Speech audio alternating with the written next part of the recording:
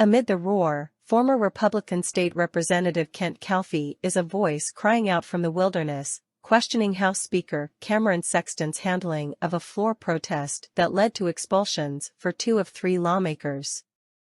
Calfee, who took to Twitter over the weekend to express his dismay, says the Speaker's decision-making was horrible.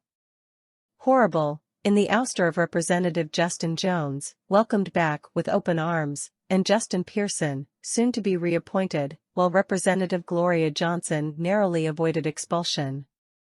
"I'll be 74 in May, there's damage been done to this state that will not be repaired in my lifetime.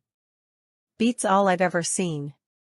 Kept Gloria and kicked out the 2 black men," says Calfee, a 10-year lawmaker from Kingston in East Tennessee.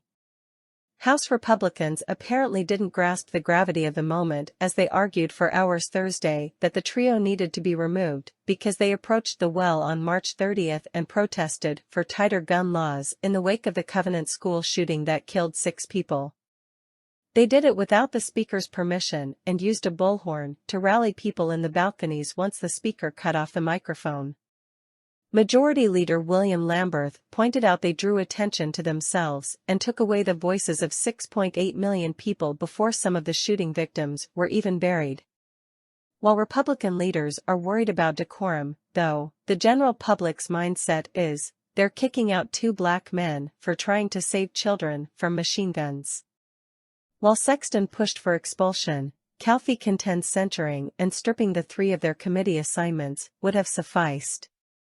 He also recognizes Jones was accustomed to getting into trouble after years of protesting at the Capitol and points out voters knew they were electing activists when they sent the duo to the State House. Calfee is no stranger to speaking his mind. He told the Tennessee Lookout last year he heard former House Speaker Glenn Cassada say he was going to call the governor to get now former Representative John Mark Wendell the rank of National Guard General in return for his vote on Governor Bill Lee's voucher bill during a 45-minute deadlock in 2019. Calfee also said the governor invited him to his office for a chat because he thought he was making him look bad and described the conversation in detail, including a hug Lee gave him at the end of their meeting. The governor has said that he doesn't know anything about it. Granted, Calfee remains irritated at Sexton for firing his assistant, Nadine Corby, after his office was searched in a federal raid 2 years ago. Calfee was not a target of the investigation. But out of that probe, former Representative Robin Smith pleaded guilty and stepped down, and Cassada and his former chief of staff, Cade Cothran, face a federal fraud trial for allegedly using a campaign vendor for a kickback scheme. Cothran also continues to date Corby's daughter.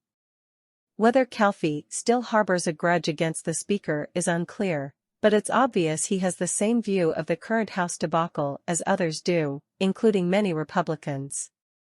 Calfee contends a no-confidence vote should be held on Sexton, much as one was done on Cassada before he resigned amid a sexist and racist texting scandal in 2019.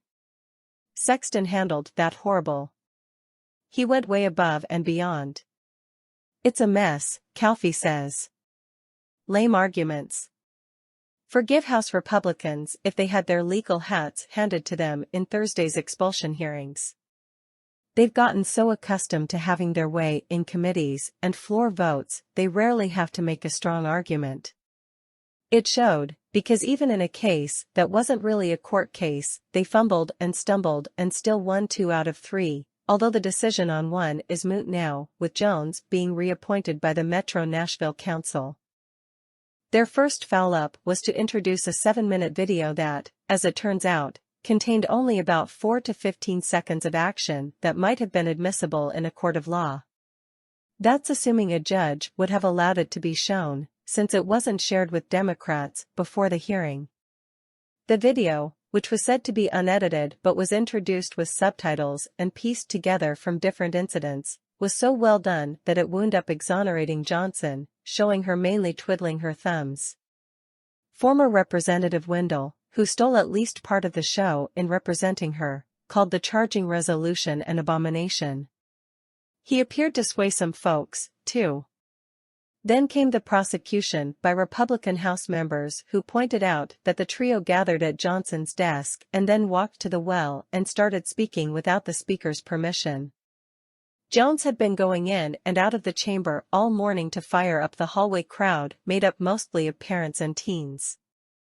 He and Pearson also had been gavelled down several times for speaking about the need for tighter gun laws, instead of sticking to the bills. The horror of it all. Representative Ryan Williams joined the prosecution by pointing out Jones wore a button showing opposition to AR-15s and claimed to say the rules didn't apply to him. Props and signs aren't allowed on the floor, a rule that's occasionally enforced for egregious violations, that might matter if the general public gave a rat's bunkus about House rules. But people don't understand the rules and don't care.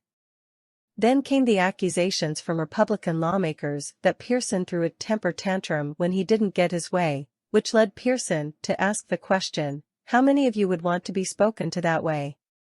It wasn't so much what they said, either, as how they said it.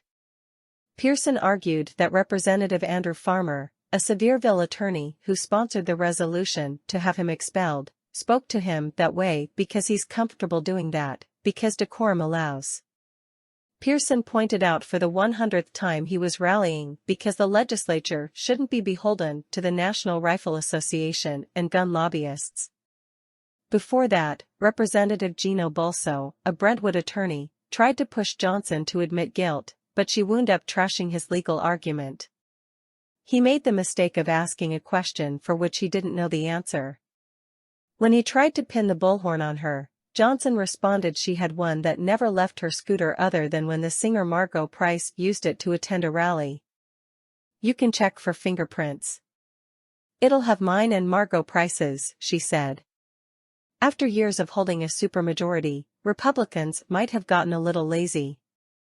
They rarely have to make a strong argument, and when Democrats put together a tough debate, their response is usually, "Thank you for your comments," or "I renew my motion." Sexton wouldn't say whether he was pleased with the case the majority made, though Republican leaders said the argument against Jones and Pearson was stronger than against Johnson. Sexton also declined to respond to Calfee's Twitter comments.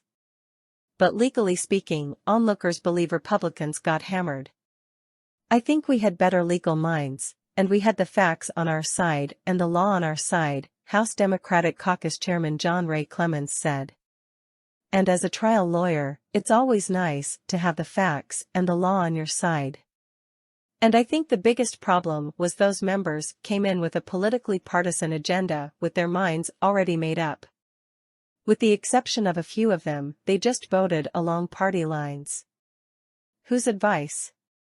Whoever is providing Speaker Sexton with strategic advice is not faring well, going 0 for on every major decision in the last 2 weeks.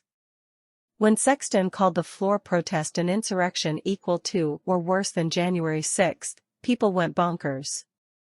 He wound up walking that back a bit, saying only the 3 lawmakers were insurrectionists. Thus, he had little choice but to push for expulsion. How do you back away from that claim, especially when everyone knew it was no insurrection?